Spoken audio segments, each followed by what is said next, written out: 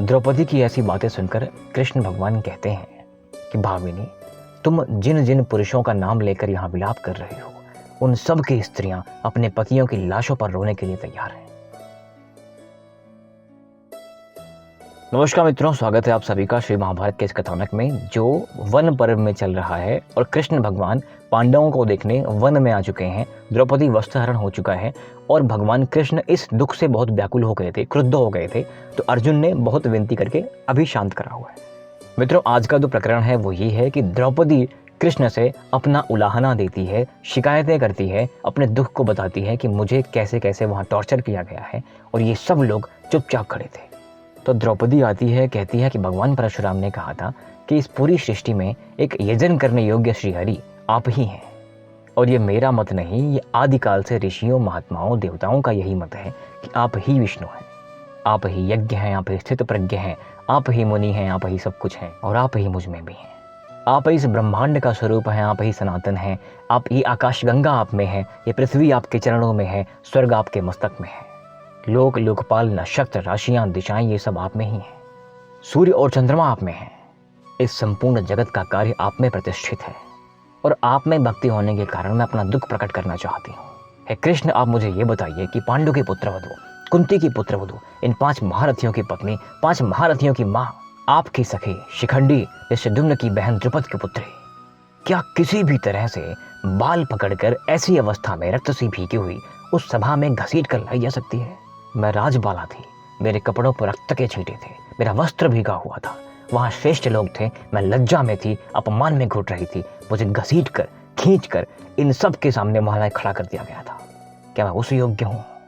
क्या मैं ये सब डिजर्व करती हूँ? केशव में रक्तस्राव होने के कारण भीग चुकी थी और मुझे भीगा हुआ देखकर कौरव के पुत्र मुझ पर अट्टहास कर रहे थे, मेरा मजाक बना रहे थे, मेरी हंसी उड़ा रहे थे। इतना ही नहीं कृष्ण, हंसी उड़ाने के बाद कौरवों के पुत्रों ने मुझे दासी बना करके मेरा उपभोग करने की चेष्टा करी। मैं भीष्म की पुत्रवधू लगती हूँ, मुझे धृतराष्ट्र की पुत्रवधू हूँ। उन सब के सामने अनर्थ होता रहा, किसी ने कुछ नहीं कहा। मैं इन पांडवों की निंदा करती हूँ, मैं भीम की निंदा करती हूँ, मैं अर्जुन की निंदा करती हूँ कि इनके हाथ में गांडीव है, इनके हाथ में गदा है, ये महाबलशाली हैं। ये सब कुछ होता हुआ चुपचाप देख रहे थे। भला कौन सा पति अपनी पत्नी की रक्षा नहीं करता? लेकिन इन 5 महारथियों से एक शब्द नहीं कहा गया।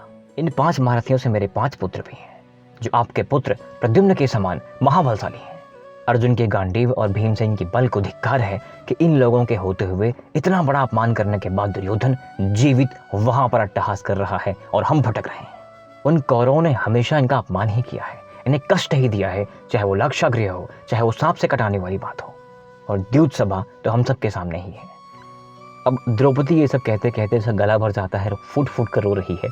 कहती है कि मैं दिव्य जन्मा हूँ कृष्ण, मैं एक उच्च कुल के द्वारा यज्ञ से उत्पन्न करी गई हूँ, उसके बाद भी मुझे ये सब देखना पड़ रहा है।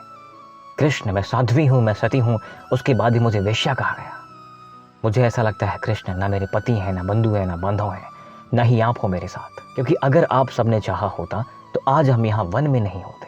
आप सब लोग यहाँ बैठ कर अपेक्षा कर रहे हो। जो मेरा अपमान हुआ, मुझे घसीटा गया, मुझे वेश्या कहा गया, उसके लिए आप कुछ नहीं कर रहे हैं।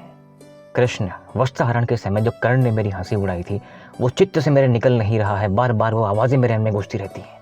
और अब मैं किसी और से कुछ नहीं कह रही हूँ, मैं सिर्फ आपसे कह रही हूँ। आपको 4 तरह से मेरी रक्षा करनी चाहिए। एक तो आप हमारे संबंधी हैं, दूसरे में अग्नि से उत्पन्न हुई गौरवशाली हूँ, तीसरे आप उस योग्य हैं, चौथे में आपकी सखी हूँ। इन चारों कारणों से आपको मेरी रक्षा करनी चाहिए। द्रौपदी की ऐसी बातें सुनकर कृष्ण भगवान कहते हैं कि भामिनी, तुम जिन जिन पुरुषों का नाम लेकर यहाँ विलाप कर रही हो, उन सब की स्त्रियां अपने पतियों की लाशों पर रोने के लिए तैयार हैं। उन सब की स्त्रियां अपने पतियों को छिन्न भिन्न हुआ उस रण क्षेत्र में देखेंगी और रोने के लिए कुछ बचेगा भी नहीं उनके पास। हे द्रौपदी, पांडवों के हित के लिए जो कुछ भी मुझे करना पड़ेगा मैं करूंगा। मैं सत्यपूर्वक प्रतिज्ञा कर रहा हूँ कि तुम राजरानी बनोगी। हे कृष्ण, ये पृथ्वी रुक जाए, चंद्रमा और सूर्य अपना कार्य छोड़ दें, हिमालय फट जाए, समुद्र जम जाए, तो भी मेरी ये बात झूठी नहीं हो सकती। कृष्ण की ऐसी बात सुनकर द्रौपदी अपने पति अर्जुन की तरफ देखती है। अर्जुन कहते हैं कि हे द्रौपदी, जो कुछ मधुसूदन ने कहा है वो अटल ही है, वो सत्य ही है। तो आप देख रहे हैं मित्रों, महाभारत की पूरी पटकथा लिखी जा चुकी है।